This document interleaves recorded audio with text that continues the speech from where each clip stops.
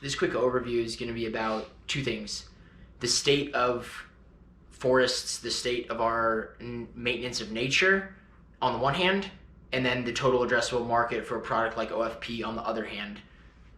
I would recommend familiarizing yourself with what OFP is trying to do before watching this, just so that it can make sense of the opportunity in front of us, the proposition of scalability, local community involvement, network-based validation. All that makes much more sense when we put it in the context of where's the industry at today, where is it going, right?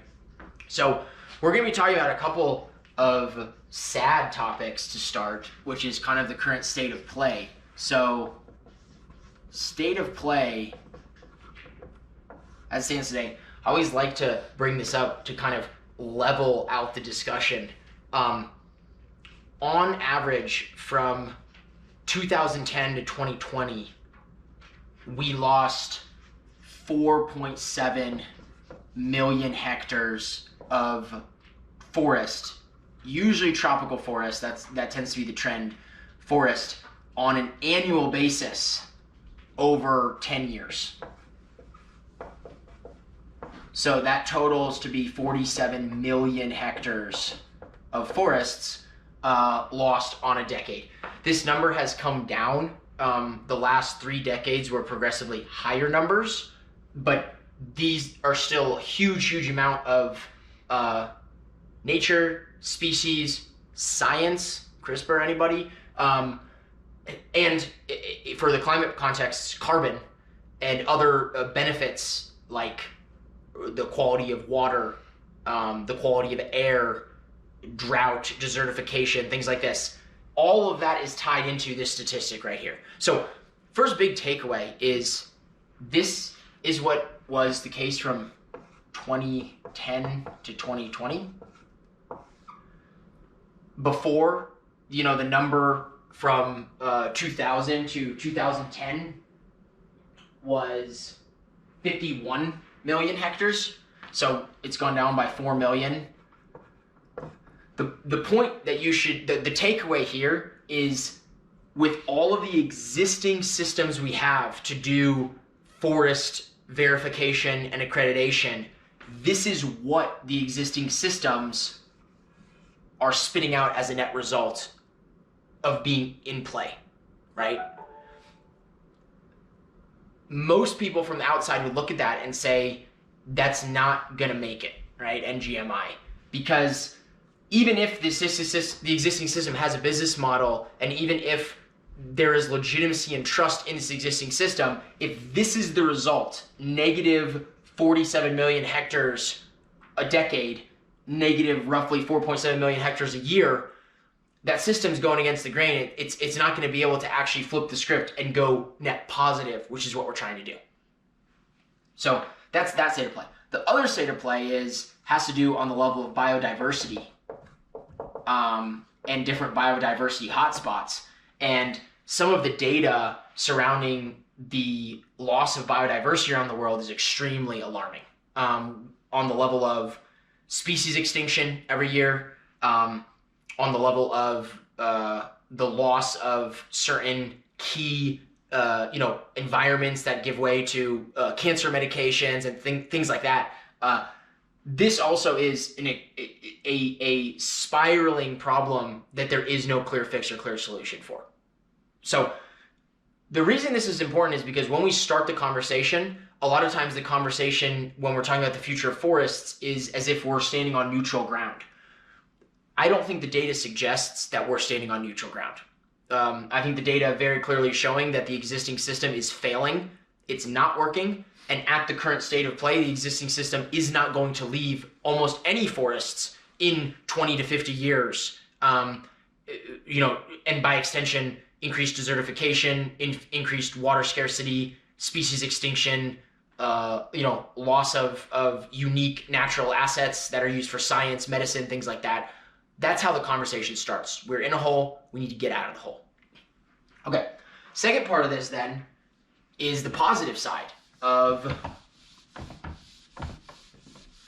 what is the total addressable market of OFP and why are we confident that OFP will be able to supply the largest nature-based carbon market, the largest biodiversity credit market in the world in 10 to 15 years? It's a numbers game at root. And just to pull up some of these numbers here. So in terms of afforestation or reforestation, AR, we're looking at around 800 million hectares of eligible land around the world that could be turned into a afforestation or reforestation project. When we're talking about conservation, biodiversity, the preservation hotspots, we are looking of, the clearly defined hotspots. I think there's 36 of them. We're looking at about 210 million hectares of eligible land that can come on chain from that. On the topic of improved forest management and agroforestry, so improving the existing forests and then harmonizing some type of agricultural or production system with the maintenance of the forest. We're looking at 200 to 600 million hectares for improved forest management.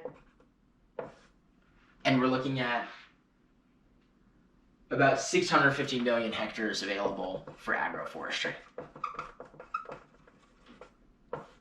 And then with mangroves, in terms of restoration or maintenance, there's about 13 to 14 million hectares and 1 million that could be replanted, right? So these are the addressable markets of OFP, which up until this point has not been an actual market. Until we start talking about voluntary carbon credits, until we start talking about biodiversity credits, until we start talking about pay to preserve, all of this is just tragedy of the commons, extraction material. The interesting thing here is if we do some basic carbon calculations, right? So if you look at like the EY report on the future of carbon pricing going from anywhere from $20 today to $150 over the next 15 years, it's these numbers that you're applying to the production of credits for each hectare of land. And obviously that's variable, right? A tropical forest can produce between 30 to 60 metric tons of carbon, which would be credits per hectare. A mangrove forest can go up to the hundreds, right? And clearly there has not been a way of measuring biodiversity or conservation specifically to demarcate what would be the taxonomy or the underlying values for that. But with some quick math and with some quick numbers, what can we take away from this conversation from like, a big kind of macro perspective?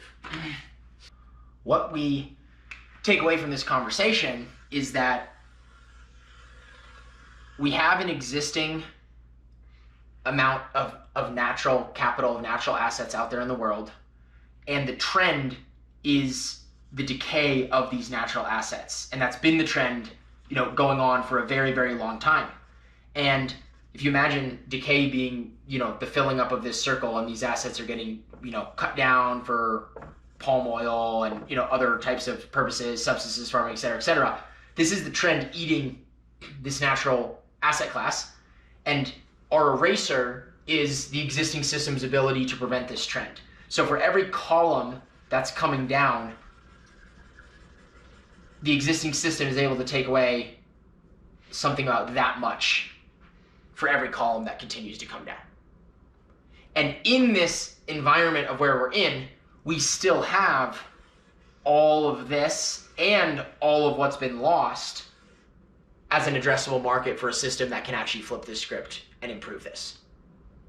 So to be honest, like these discussions today about how do you compare to the existing system, how are you going to compete with the existing system, they kind of miss the point completely, because we're not really competing with this here. We're competing with this whole process. And frankly, we should be working together to find better ways of wiping this whole thing clear of destruction, as opposed to fighting over whether this is legitimate or not. That's easy, rational, theoretically, scientifically backed, controllable, manageable. it's not actually going to be able to make a big, dent on a 30 to 50 year time frame unless there's serious changes done. One part of that is the market, right? So with crypto, we, as you've probably seen from other videos, we have the ability to financialize this, but we need to be very careful to not financialize it in the wrong way, right? This is the kind of whole question of the value of nature and the nature of value, right? Should we let financialization create awesome, terrifying derivatives, future markets on our air, water, and forests, or should we use our air, water, and forests to be the basis of a new system of monetary value of currency? That's where this conversation inevitably goes 40 to 70 years from now. We're just in the early days of leaving one paradigm and moving into another. So this is the question before us. Do we believe there will be a robust voluntary carbon market? Do we believe there'll be a robust biodiversity credit market? Do we believe there'll be an interest in financializing this pie such that we can flip the script and change the trajectory of minus 47 million hectares per decade, minus 4.7 million hectares per year? That's where we're at. So that's your total addressable market and state of play for what open forest is trying to turn upside down and revolutionize.